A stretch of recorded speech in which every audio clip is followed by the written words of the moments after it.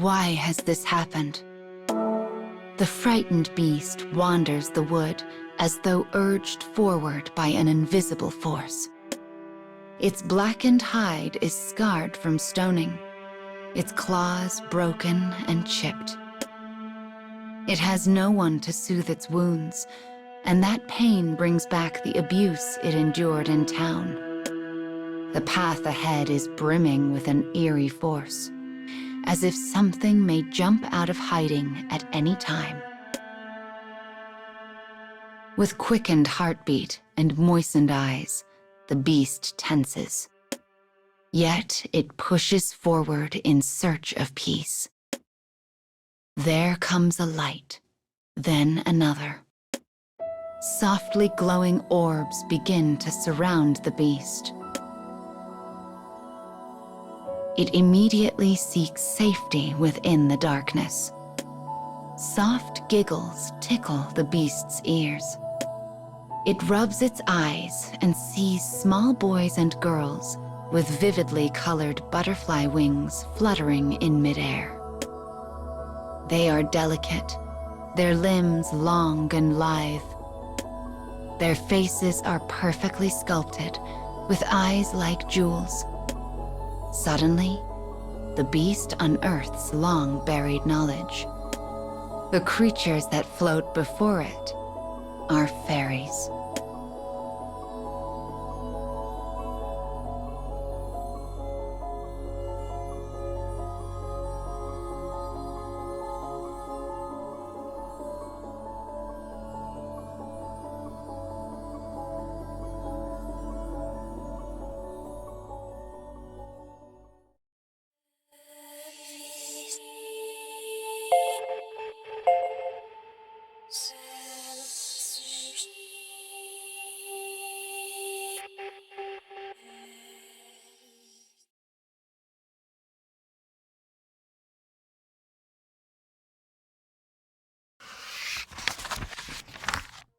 The beast musters its courage and speaks to the floating cluster of light. Are you Fae? The beast has only known the pain and anger of others, yet it now smiles as though seeing an old friend. As it does, it recalls an old saying. The more delightful a fairy, the more malevolent its heart. One must always take great care around such creatures. Just then, a fairy speaks. We have many friends here, beast. We would get to know you better. Its voice is a tinkling bell. Merry. Terrified of such baseless kindness, the beast shakes its head. I'm bad at talking. Exchanging glances, the giggling fairies motion for the beast to come closer. The beast so badly wants to surrender and join in their play. But when it notices the savagery in its own clenched fist, it casts its eyes downward. I am too dark, too big, too stupid, too slow, and too ugly. So very ugly. Perhaps the fairies will leave once they know the beast has nothing to offer. But instead, they giggle with delight. We don't mind, they cry. We don't mind at all. Their smiles set alight a faint flicker of hope within the beast's heart. Perhaps they are willing to accept her for who she truly is. Show us who you are. She feels lightheaded. Her heart pounds. Beneath the gentle moonlight, she takes a large step forward.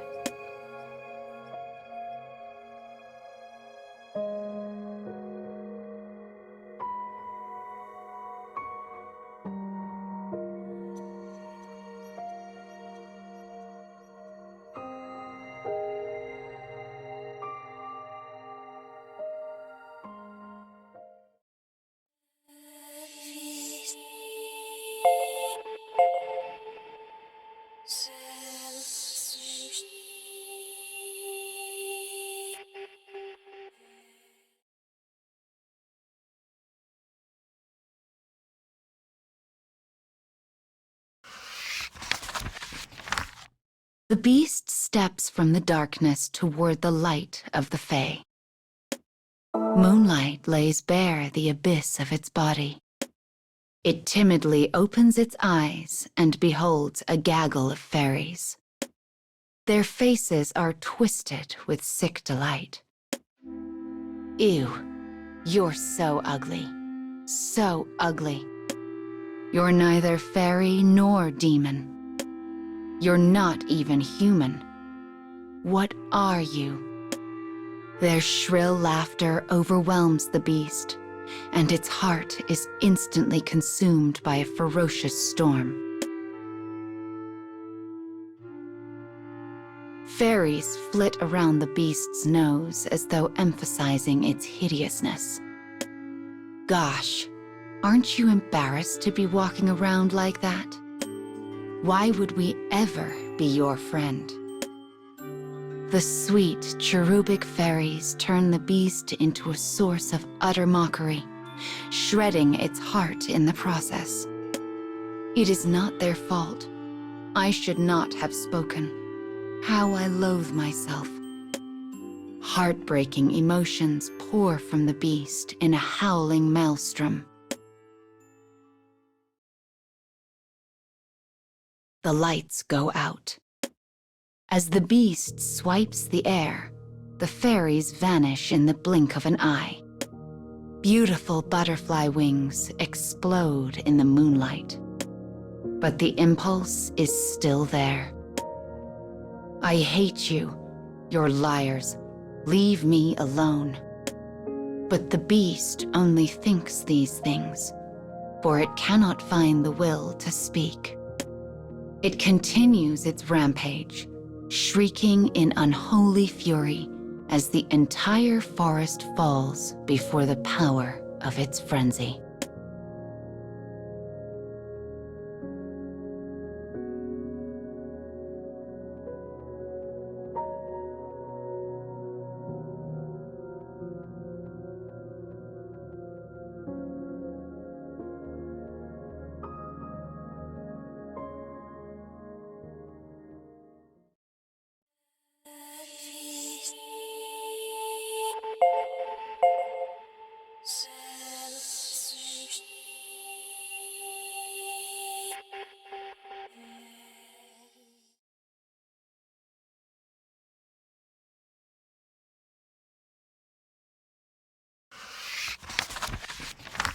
Time passes.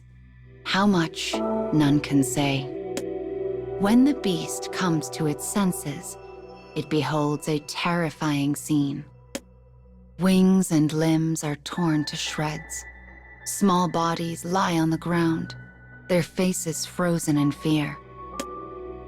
The beast is drenched in sweat. It cannot keep from shaking.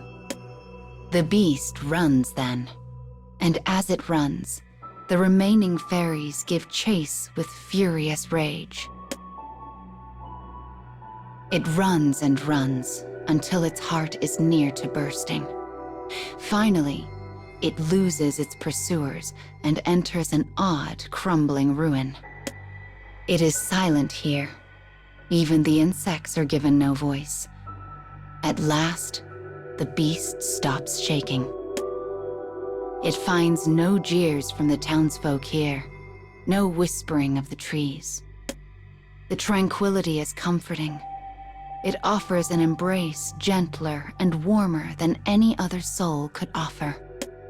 The beast breathes a sigh of relief. In that moment, the beast sees a glint of light. It braces itself, thinking it another fairy. But it is only a distorted mirror. In it, the beast sees its own sharp claws and hideous face. You are neither fairy nor demon nor human, the Fae had said. Therefore, the beast is nothing.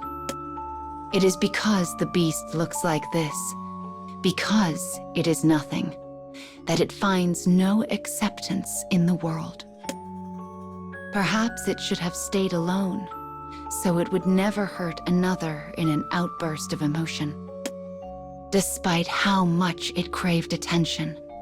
The only one that would ever return the foolish beast's gaze exists solely within this mirror. A deep sigh rises from the beast before vanishing into the darkness, almost as if it is letting go of its last remaining hope.